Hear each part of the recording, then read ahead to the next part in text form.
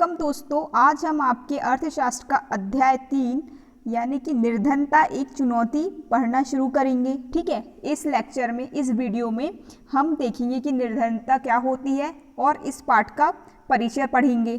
ठीक है, और आगे आने वाले वीडियो में हम इस पाठ को पूरा पढ़ेंगे। ठीक है, तो देखते हैं अध्याय 3 निर्धनता एक चुनौती। ठीक है, निर्धनता यानी कि तो सबको पता है निर्धनता का मतलब क्या होता है। निर्धनता का मतलब होता है गरीबी। ठीक है, तो ये जो निर्धनता है इसके आगे लिखा हुआ है एक चुनौती। ठीक है, तो ये जो निर्धनता होती है वो कैसे एक चुनौती होती है। ठीक है, हमारे देश के लिए कैसे एक चुनौती होती है। ठीक है, तो आइए इसे पढ़ना शुरू करते हैं। हम इसका अवलोकन देखते हैं। पहले अवलोकन।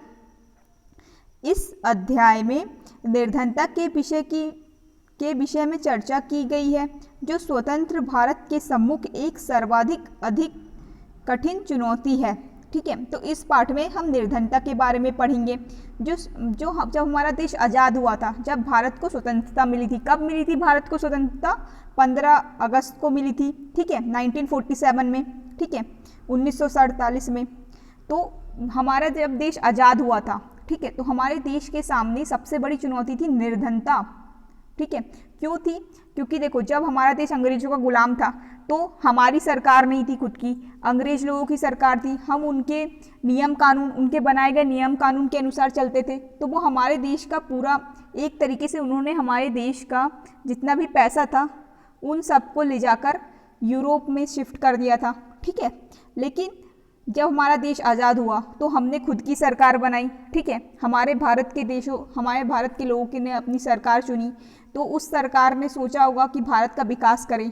लेकिन किसी भी देश का विकास कब होगा? जब उसके देश के लोगों का विकास होगा। ठीक है, उसके देश के लोगों को अच्छा खाना मिलेगा, रहने के लिए अच्छी जगह मिलेगी, अच्छी शिक्षा मिलेगी। ठीक है, अच्छा रोजगार मिलेगा। लेकिन उस समय भारत देश के लोगों में बहुत ज़्यादा गरीबी थी। ठीक है, और भारत देश के पास भी उतना पैसा नहीं था, क्योंकि हमारा जितना भी धन था वो सब अंग्रेजों ने अपने देश में ले जा लिया था। ठीक है, तो जब हमारा देश आज़ाद हुआ तो जब सरकार ने सोचा कि चलो विकास कार्य करते हैं, तो उन्होंने सोचा कि विकास कैसे होगा, क्योंकि देश में बहुत ज़्यादा गरीबी है। ठीक है, तो इस पाठ में हम उन्हीं चुनौतियों के बारे में पढ़ेंगे। उदाहरणों द्वारा इस बहुआयामी समस्या की चर्चा करने के पश्चात यह अध्याय सामाजिक विज्ञानों में निर्धनता के प्रति दृष्टिकोण की भी चर्चा करता है। ठीक है, तो इस अध्याय में हम ये जानेंगे कि जो सामाजिक विज्ञान के जो विषय होते हैं, कौन कौन से विषय होते हैं, जैसे कि अर्थशास्त्र हो गया, ठीक है, राजनीति हो गया, और जो अन्य विषय होते हैं उनमें निर्धनता का मतलब क्या होता है और वो इसके बारे में उनका नज़रिया क्या होता है। ठीक है, भारत तथा विश्व में निर्धनता की प्रवृत्तियों को निर्धनता रेखा की अवधारणा के माध्यम से समझाया गया है।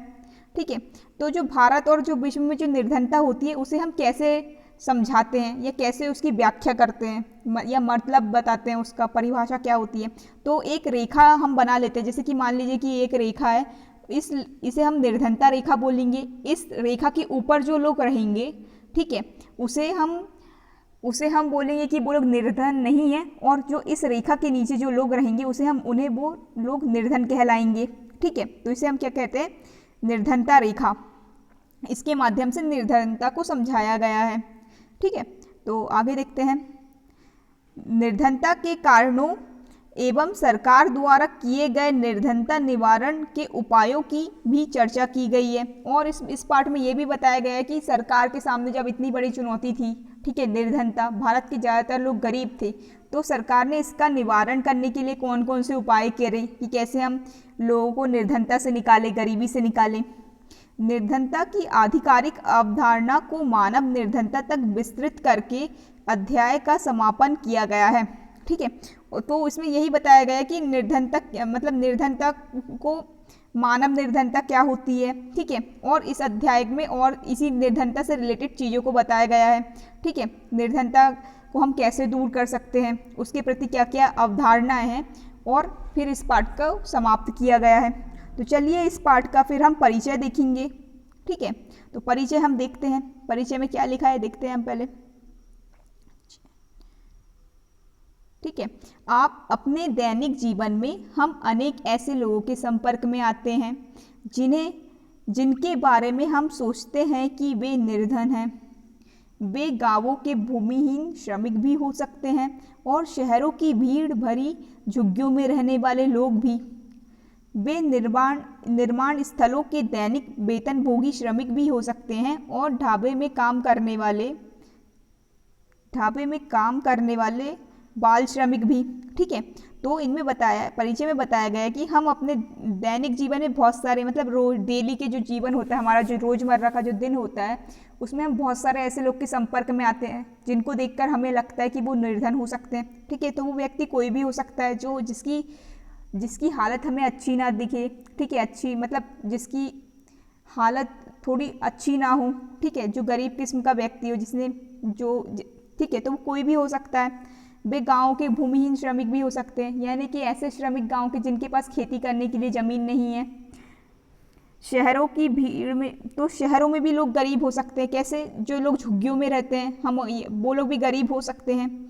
वे निर्माण स्थलों के दैनिक वेतनभोगी श्रमिक भी हो सकते हैं, यानी कि जो निर्माण स्थल होते हैं उनमें जो काम करने वाले श्रमिक होते हैं वो भी हो सकते हैं। या जो ढाबे में जो बच्चे काम करते हैं, बाल श्रमिक जिनको हम बोलते हैं, 14 वर्ष की उम्र से कम के बच्चे रहते हैं, वो भी हो सकते हैं। ठीक है, वे चिथड़ों में बच्चे उठाए गए भिखारी भी हो सकते हैं। ठीक है, तो लोग क्या करते हैं, जैसे कि कोई बच्चे पड़े रहते हैं जिनको माँ बाप छोड़ के चले जाते हैं, तो उन्हें लोग उठा लेते हैं, फिर उनसे भीख मंगवाने का काम करते हैं, तो वो भी हो सकते हैं। हम अपने चारों ओर निर्धनता देखते हैं। वास्तव में देश का हर चौथा व्यक्ति निर्धन है। ठीक है, यानी कि जो हमारा देश है, भारत देश, उसका हर चौथा व्यक्ति निर्धन है। ठीक है, यानी कि यदि 4 व्यक्ति को हम यदि गिन रहे हैं भारत देश में, हम यदि उसका औसत निकालेंगे पूरी जनसंख्या में से, तो इससे ये पता चलता है कि हमारे देश का हर चौथा इंसान निर्धन है, यानी कि गरीब है। इसका अर्थ यह है कि वर्ष 2011-12 में भारत में मोटे तौर पर 270 मिलियन यानी कि 27 करोड़ लोग निर्धनता में जीते हैं। ठीक है, तो 2011-12 में क्या हुई थी, जनगणना के आधार पे जो डेटा आता है उससे हम ये सब निकालते हैं, निर्धनता कितने लोग निर्धन हैं। ठीक है, कितने लोग बीमारी से ग्रसित है। ठीक है, कितने लोग गरीब हैं, तो उससे ये पता चला है 2011-12 से कि 27 करोड़ लोग निर्धनता में जीते हैं भारत में। तो भारत की कुल आबादी कितनी है, 130 करोड़, 120-130 करोड़ है, तो उसमें से लगभग 27 करोड़ लोग निर्धनता में जीते हैं। ठीक है, तो देखिए आपकी कितने सारे व्यक्ति निर्धन हैं। इसका यह भी अर्थ है कि विश्व में भारत में सबसे अधिक निर्धनों का संकेंद्रण है। यह इस चुनौती की गंभीरता को दर्शाता है। ठीक है, तो इससे ये पता चलता है कि जो भारत है, विश्व सबसे ज़्यादा जो पूरे विश्व में सबसे ज़्यादा गरीब लोग कहाँ पर रहते हैं, भारत में रहते हैं। तो ये बहुत चिंता की बात है। ठीक है, तो इससे पता चलता है कि ये बहुत इस बात की गंभीरता को दर्शाता है कि ये बात बहुत गंभीर है कि दुनिया विश्व भर के ज़्यादातर निर्धन लोग गरीब हैं, वो सब भारत में रहते हैं। ठीक है, तो इससे पता चलता है कि हमारे देश की इतनी बड़ी संख्या गरीब है, तो ये हमारे लिए बहुत बड़ी चुनौती है। ठीक है, हमारे देश के लिए बहुत बड़ी चुनौती है।